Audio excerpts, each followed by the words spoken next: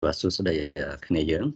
មេរៀនទី3របស់យើងតកតងជាមួយនឹង antigen capture and antigen presentation to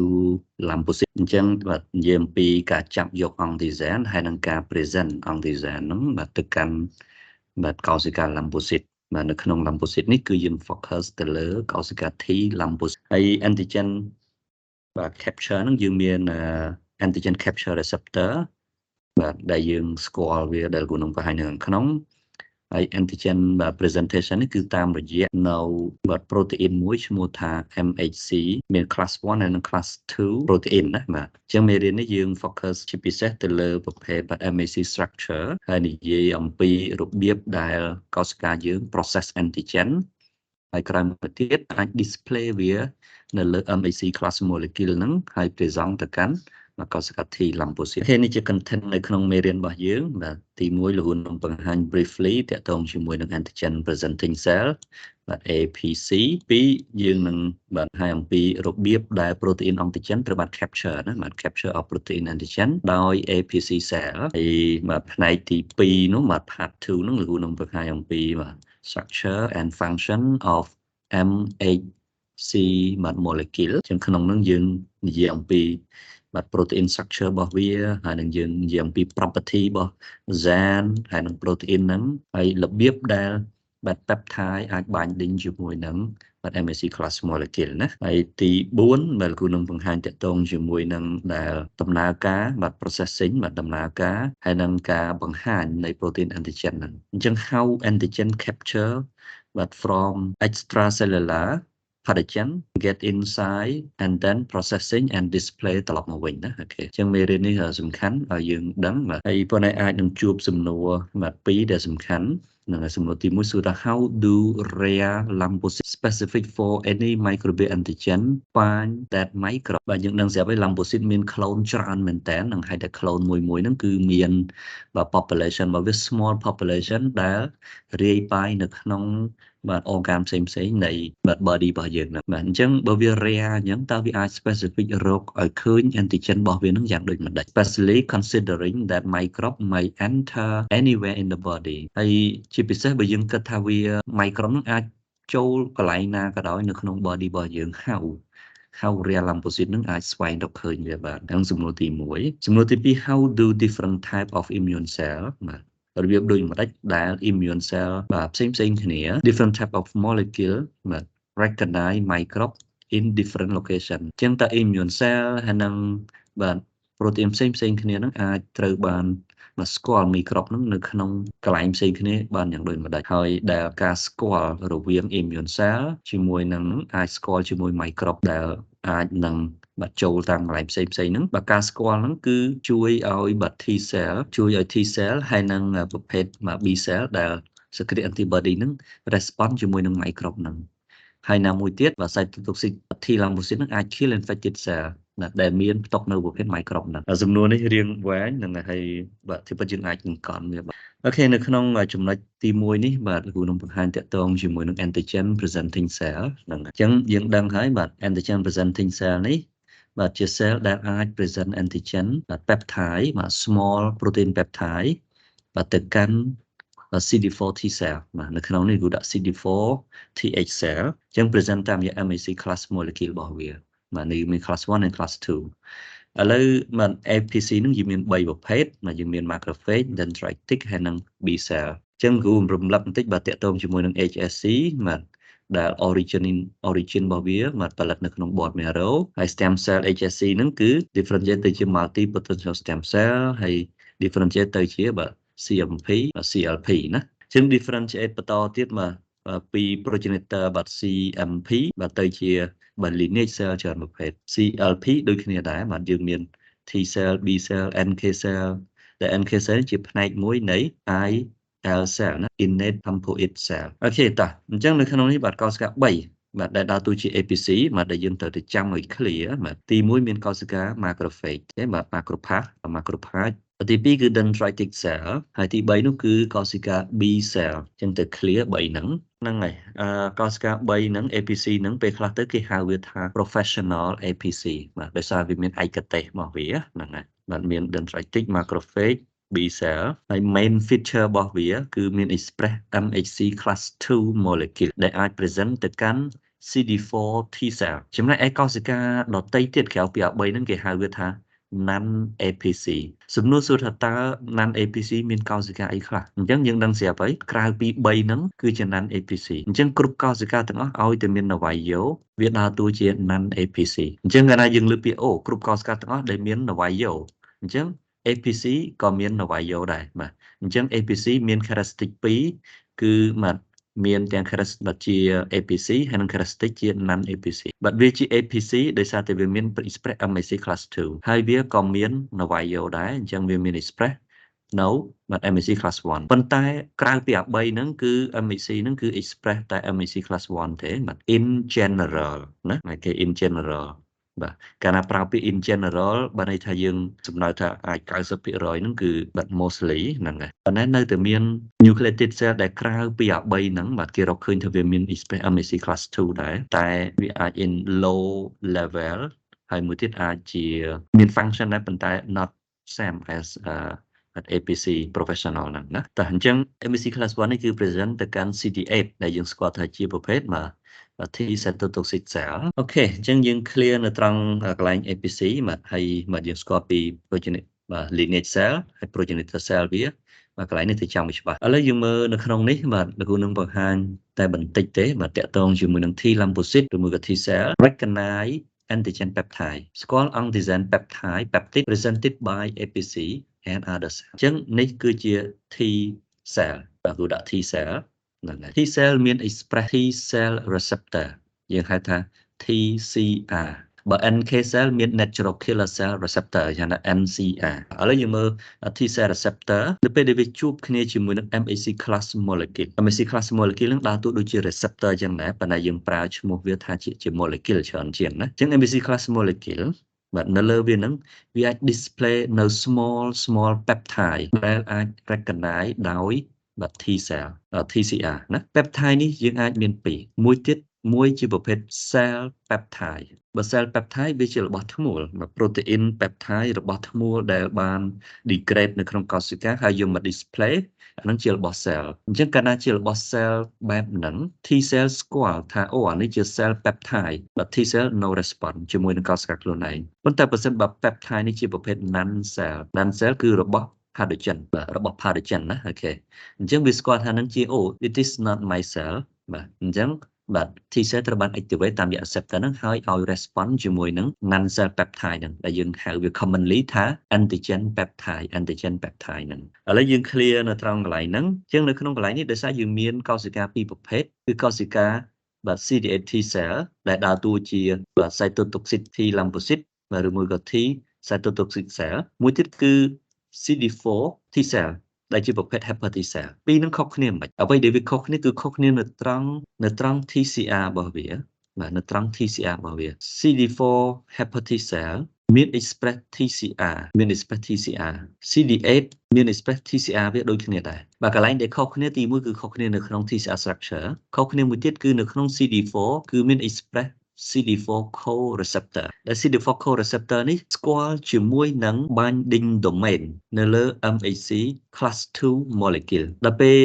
CD8 T cell វិញមាន express នៅ CD8 receptor គេហៅវា co-receptor បាទ co ជាមួយនឹង TCR ហ្នឹងដែលស្គាល់ជាមួយនឹង binding site នៅលើ MHC បាទ class 1 molecule ឥឡូវយើង clear អញ្ចឹងឯងបានជា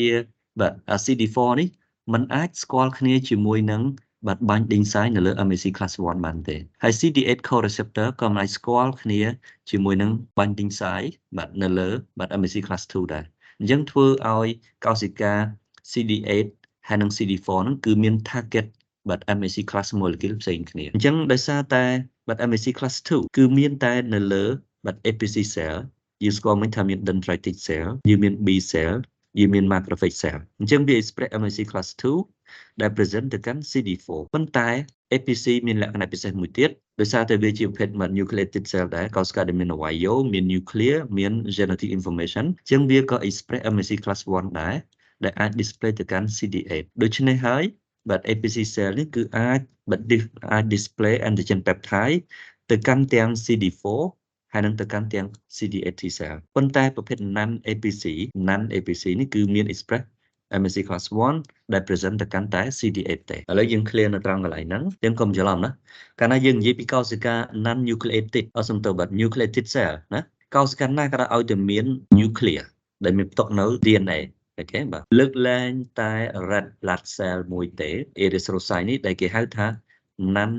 nucleated cell ព្រោះឈាមក្រហមអត់មាន DNA ទេអត់មាន genetic information ទេបាទអញ្ចឹងវាមិនអាច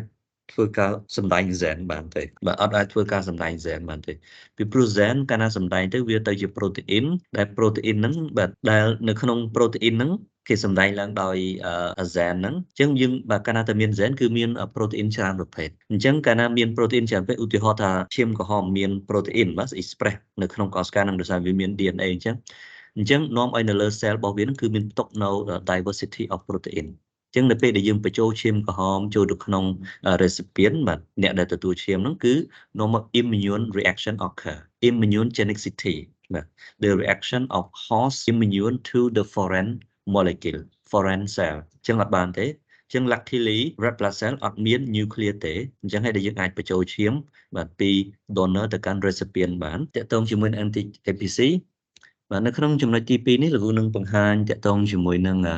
capture of protein antigen by APC អញ្ចឹងការចាប់យកនៅ protein antigen អញ្ចឹងតើ APC ត្រូវការចាប់យក antigen ដោយវិធីណាអញ្ចឹងយើងដឹងស្រាប់ហើយថានៅក្នុង innate immune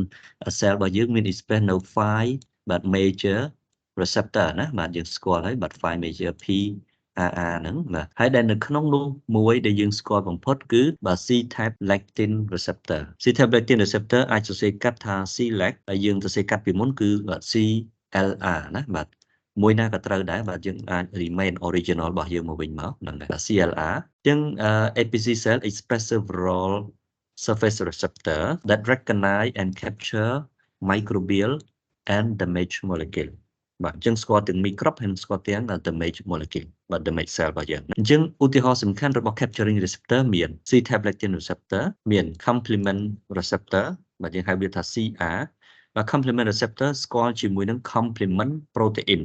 បាទអានេះយើងរៀននៅក្នុងមេរៀនទី2បាទតកតងជាមួយនឹង complement system ហើយទី3គឺបាទ FC receptor FC receptor នេះបាទយើងហៅវាថា FCR បើសិនបើនៅក្នុង NK cell នៅក្នុង T cell បាទ FC receptor របស់វាជាប្រភេទបាទ CD16 ណាអូខេបាទជា activatory receptor នៅក្នុង NK cell ហើយនិង T cell ណាបាទ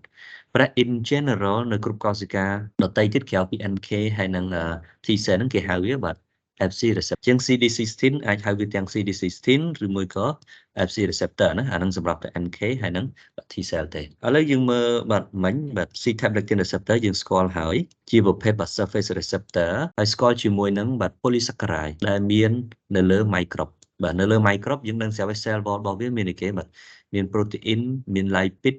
មាន carbohydrate បាទដែលបាទជា composition នៃ polysaccharide មាន peptidoglycan ក៏ជាប្រភេទcarbohydrate ដែរហ្នឹងហើយមាន flagellin whatever អញ្ចឹងនៅក្នុងនេះគឺ microbial polysaccharide ត្រូវបានស្គាល់ដោយ C type lectin receptor អាហ្នឹងមួយទី2គឺ complement receptor យើងស្គាល់ហើយ CR complement receptor បាទនៅក្នុង complement system ដែលយើងបានរៀនក្នុងមេរៀនទី2គឺស្គាល់ជាមួយនឹងបាទ C3b fragment complement 3 protein fragment គឺកំណាត់អញ្ចឹង original C3 នេះត្រូវបាន break ទៅជា C3A អានេះគ្រូរំលឹកឡើងវិញបន្តិចហើយនឹង C3B A នេះដើរតួនៅក្នុងការ induce inflammation ណាអូខេដល់ពេល B នេះត្រូវបាន recognize ដោយ complement receptor ដែលមាន express នៅក្នុងបាទ phagocyte cell ហើយដូច APC របស់យើងនេះយើងមាន mast cell សំទោសយើងមាន macrophage យើងមាន dendritic ក៏សិតតែជាប្រភេទ phagocyte ដែរអញ្ចឹងស្គាល់ជាមួយនឹង C3B បាទ fragment ដោយ complement receptor របស់វា complement receptor មានបាទច្រើនតទៀតបាទយើងមាន complement 1 CR1 CR2 CR3 CR4 អី so on ចឹងណាហើយ complement receptor សំទោសបាទ complement បាទ C3 ទៀតសោះបាទ C3B បាទ mainly នៅក្នុងនោះអាចមានស្អីផ្សេងទៀតបាទ C3 ដែរបាទប៉ុន្តែនៅក្នុងទម្រង់ផ្សេងគ្នាដែលលោកអត់បាន mention នៅក្នុងមេរៀនទី3ទេណាដោយសារតែវាច្រើនពេក អញ្ចឹងសរុបមកវិញយើងអាចបាទយើងឃើញថាទាំងអស់ហ្នឹងគឺសិតតែជាបាទ C3 ទាំងអស់ណាបាទ fragment របស់វាអញ្ចឹងយើង remain បាទប្រើប្រាស់នៅមេរៀនទី2របស់យើងដែរហ្នឹងហើយដោយ C3 នេះយើងបែកបាទ fragment ជា2គឺ C3A និង C3B ដែលមួយទៅ induce inflammation មួយទៅ induce បាទ complement 3 receptor អញ្ចឹងកន្លែងនេះពេលខ្លះគេអាចហៅវា complement 3 receptor ណាបាទឬមួយក៏ just បាទ complement receptor ណា no problem យើងអត់អាចអង្គុយបាទ study detail បែងចែកទៅជាអីច្រើនតែឥឡូវយើងនិយាយជារួមណាបាទគឺ C3B ហ្នឹងអានេះគឺ FC receptor បាទ FC receptor នេះបាទស្គាល់ជាមួយនឹង FC region បាទរបស់ antibody immunoglobulin ឬមួយក៏ antibody ហ្នឹងអញ្ចឹង antibody វា targeting ជាមួយនឹង pathogen របស់វាហ្នឹងហើយ recognize ហើយ capture មកបាទបាញ់ដេញមកអានេះស្គាល់អាចស្គាល់ចឹងអញ្ចឹង phagocyte cell ឬ APC cell ហ្នឹងគឺស្គាល់ហើយបាទ uptake វា to inside the cell នៅក្នុងដំណើរការ phagocytosis ឬមួយក៏ endocytosis process ពីរហ្នឹងដូចគ្នាទេគឺដើម្បីនាំយក extracellular bacteria ចូលទៅក្នុង system របស់វាដើម្បី degrading អញ្ចឹងឥឡូវយើង clear បាទអានេះ mainly បាទសំខាន់ receptor ដែលស្គាល់ជាមួយនឹងបាទ pathogen ណាបាទស្គាល់ជាមួយនឹង pathogen អានេះជាប្រភេទ complement protein ណាអញ្ចឹងឥឡូវយើងមើលកោសិកាមួយដែលសំខាន់បាទនៅក្នុងការ activate T cell ហើយក៏ដើរតួជា APC ដែរនោះគឺកោសិកា dendritic cell ជាងក្នុងនេះយើង focus ទៅលើប្រភេទ dendritic cell បាទហើយមួយទៀតយើង focus ទៅលើក្នុងកោសិកា macrophage dendritic cell ដូចយើងដឹងស្រាប់ហើយបាទថាវាស្ថិតនៅតាមស្រទាប់ epithelium នៅក្នុងទម្រង់ជា immature បាទ DC ណានៅក្នុងមេរៀនទី2អញ្ចឹង DC ហ្នឹងគឺមាន express various receptor សម្រាប់ microbe ហើយនឹង to bind microbe and phagocytose បាទ phagocytose នៅក្នុងការធ្វើការ phagocytosis ហ្នឹងហើយ at the same time បាទ DC ហ្នឹងគឺមាន express នៅប្រភេទសំទោសបាទ at the same time PAM also stimulate immune reaction binding to PPR អូខេកន្លែងនេះលោកគ្រូចង់ clear យើងបន្តិចថា microbe អាច enter through everywhere ណាបាទតាមរយៈ skin តាមរយៈប៉ុនម្លាអាហារតាមរយៈដង្ហើមអី extra ណាបាទ3នេះយើងអាចថា mainly ហើយមួយទៀតយើងមានតាមរយៈ blood អញ្ចឹងបើសិនបើវាមានឱកាសឆ្លងផុត skin ហើយ break into the blood អញ្ចឹងយើងមើលនៅក្នុងកន្លែងនេះ whatever បើសិនបើចូលតាម skin GI tract respiratory tract វាត្រូវឆ្លងកាត់នៅស្រទាប់កោសិកា epithelium នៅក្នុង epithelium barrier នេះយើងស្គាល់ហើយថាមានកោសិកាអីខ្លះទី1គឺមានកោសិកា epithelium ទី2យើងមានកោសិកា Langerhans dendritic cell ទី3យើងមាន intra epithelial T lymphocyte អញ្ចឹង3ហ្នឹងដូចគ្នាដែរគឺមាន express នៅ receptor បាទ PRR ដែលស្គាល់គ្នាជាមួយនឹង PAM ណាបាទ whatever on the microscope microbe គឺជា PAM អញ្ចឹង PAM ត្រូវបាន recognize ឡើងដោយ PRR ជាពិសេសយើងត្រូវគោរពគោលការណ៍របស់យើង PRR ដែលមាន express បាទនៅលើកោសិកា innate immune cell គឺមានបាទ toll-like receptor ហើយយើងមានបាទ C lectin type receptor អាហ្នឹង major ណាអញ្ចឹងបាញ់ដេញជាមួយនឹង toll-like receptor ជាមួយនឹង C type lectin receptor បាទជាពិសេសគឺ toll-like receptor ហ្នឹង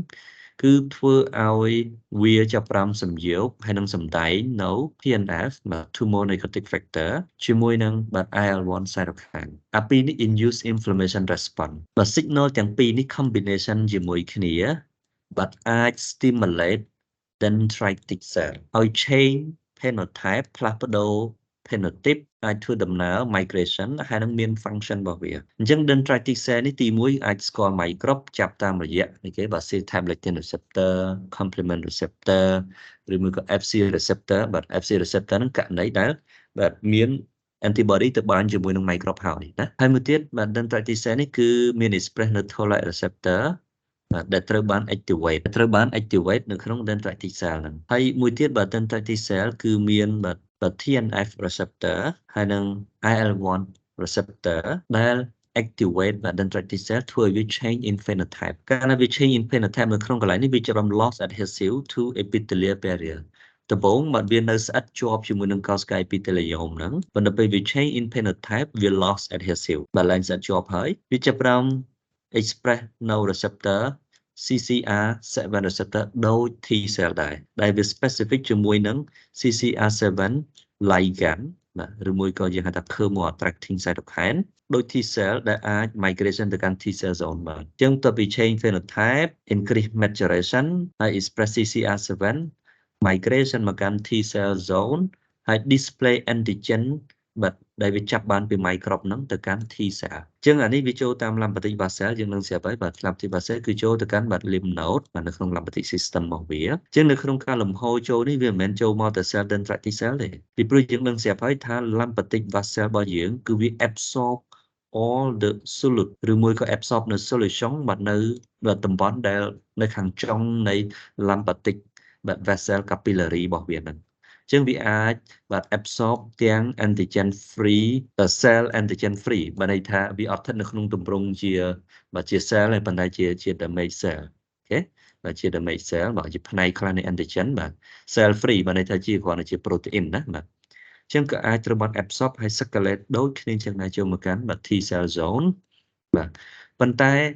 antigen នេះគឺបាទធិបិតគឺវាជារបស់ microbe នឹងហើយចឹងអាច migration មកដល់ B cell zone ហើយ B cell អាច activate បានដែរបាទ antigen ខ្លះអាច enter to the bloodstream បាទហើយ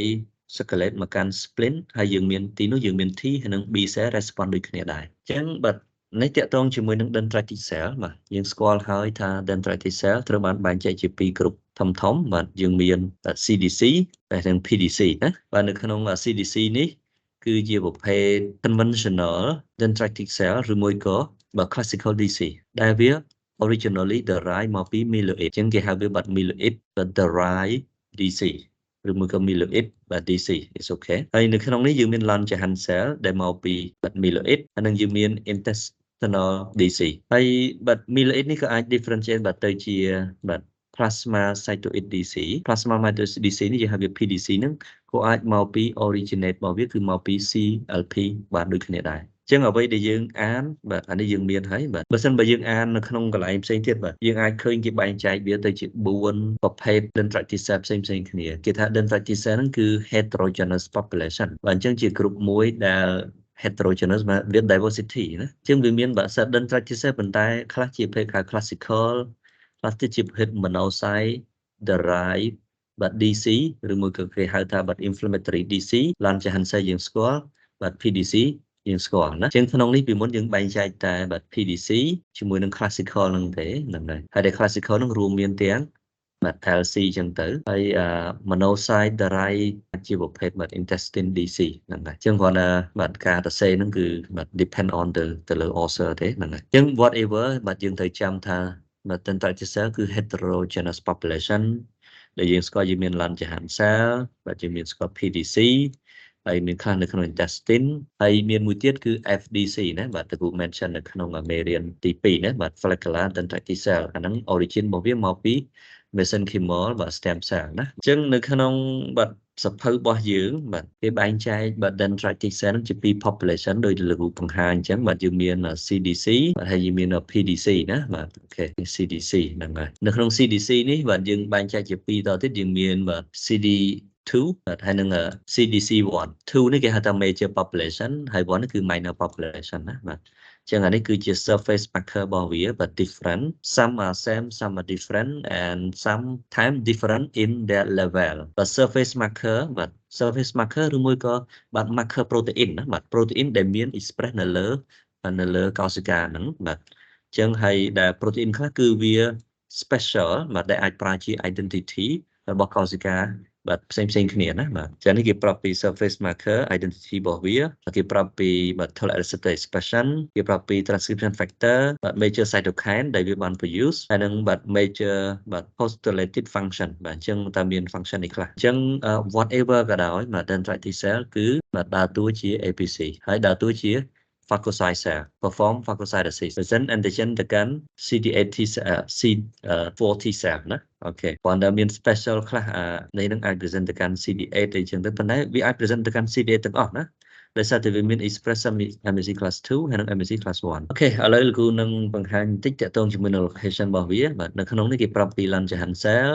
បាទនៅក្នុង epidermis បាទយើងស្គាល់ហើយនៅក្នុង skin បាទអញ្ចឹង skin epidermis នេះបាទគេឃើញបាទកាលណាគេ stand វាបាទជាមួយនឹង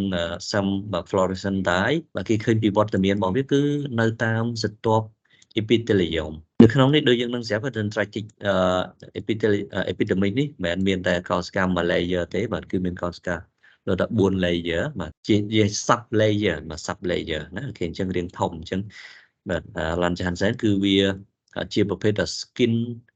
បាទ dendritic cell ហើយហ្នឹងហើយបាទនៅក្នុងកន្លែងនេះបាទមួយទៀតនៅពេលដែលគេ stand នៅក្នុង lymph node បាទគេឃើញមានកោសិកា dendritic cell ហ្នឹងគឺនៅក្នុង lymph node ហើយស្ថិតនៅក្នុងបាទ T cell area ព្រោះនេះសិតតែជា T cell area អញ្ចឹងដែល follicle tissue ដែល B cell ស្ថិតនៅហ្នឹងគឺបាទអត់មានបាទ stand ជាមួយនឹងកោសិកា dendritic cell ទេចឹងកត្តាដែលធ្វើឲ្យ dendritic cell អាច migration ទៅកាន់ T cell zone គឺតាមរយៈការ express បាទ receptor ដូចគ្នាជាមួយនឹងបាទ T cell ណាគេអញ្ចឹងស្គាល់ជាមួយនឹង environment នៅក្នុងបាទ T cell zone អញ្ចឹងវាធ្វើ migration ទៅកាន់អាហ្នឹងអញ្ចឹងនៅក្នុងចំណុចនេះបាទយើងនឹងបង្ហាញតើ T cell ត្រូវបាន activate ដូចម្ដេចទី1យើងស្គាល់ថាវាមានបាទ antigen capture receptor ណាបាទ antigen capture receptor របស់វាមិនយើងស្គាល់ថាមានបាទ C type receptor មាន complement receptor ហើយមាន FC បាទ FC receptor អូខេបាទដែលអាចចាប់យកអង់ទីហ្សានអញ្ចឹងអាហ្នឹងគឺសម្រាប់ចាប់យកហើយវាមាន activation signal ខ្លះៗដែរ signal លេងទី1ដែល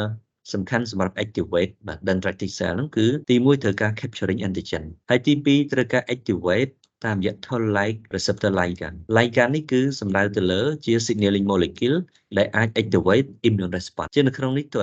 កាលណាគេវាយពាក្យថា toll-like receptor ligand គឺ ligand ដែល targeting toll-like receptor toll-like receptor ហើយនឹង cytokine បាទឧទាហរណ៍ដូចជាបាទ TNF ជាមួយនឹង IL-1 បាទ cytokine ណាអញ្ចឹង activation ពី signaling ហ្នឹងបាទធ្វើឲ្យ dendritic cell នេះបាទដំបូង immature ទេបាទប៉ុន្តែឥឡូវចាប់ផ្ដើមបាទ change in phenotype ហើយធ្វើ migration change in phenotype នេះគឺបាទទី1គឺ express CCR receptor CCR7 receptor ហើយចាប់ផ្ដើម loss adhesion ពី epithelial cell ហើយចាប់ផ្ដើមធ្វើ migration អញ្ចឹង signaling ទី1 antigen capture signaling ទី2 toll-like receptor ligand បាទអញ្ចឹងអាចឲ្យវា change phenotype ពី immature បាទទៅជាបាទ starting maturation ណា starting ណា maturation ហើយ express CCR7 បាទចូលតាមឡំប្រតិចបាទ cell migration មកកាន់បាទ T cell zone បាទកន្លែងនេះលោក repeat ម្ដងហើយម្ដងទៀតតាំងពីមេរៀនទី2មកបាទគឺវាសំខាន់ណាបាទពីព្រោះ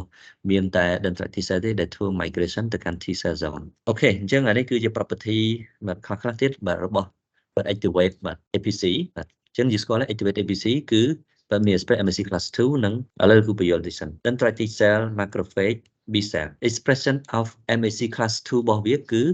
បាទ constitutive បានន័យថាជាប់រហូត constitutive គឺ continuously នៅក្នុង dendritic cell ហើយ continuously នៅក្នុង B cell ប៉ុន្តែនៅក្នុង macrophage cell ក៏មាន express MSC class 2 ដែរក៏នៅវាអាច low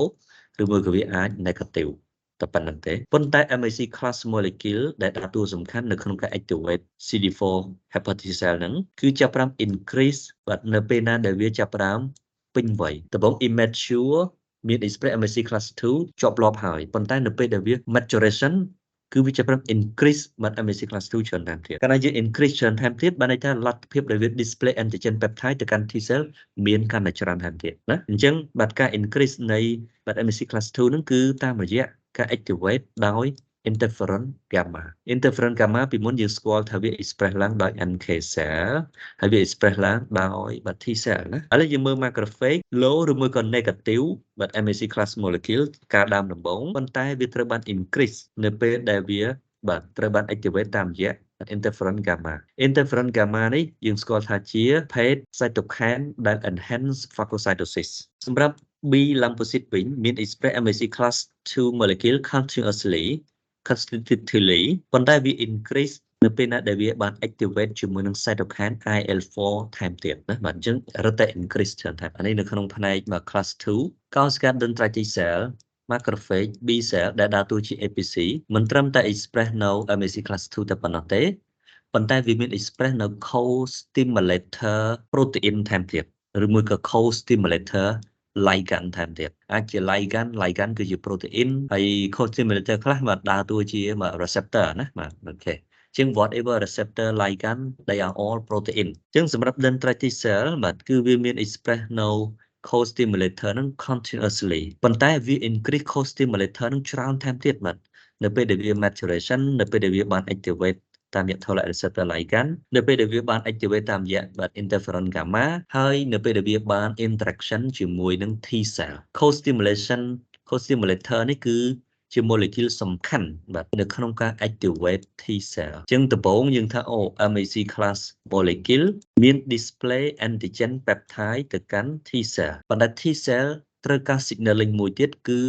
បាទ co-stimulator ណាគេ co-stimulator អញ្ចឹងអានេះ step by step យើងអាចឃើញពីបាទ picture របស់វាកាន់តែធំជាងមុនណាហ្នឹងហើយឥឡូវយើងមើល macrophage បាទ co-stimulator របស់វាគឺអត់សូវសម្បូរទេបាទប៉ុន្តែនៅពេលដែលវាចាប់ផ្ដើមស្គាល់ជាមួយនឹង toll-like receptor បាទ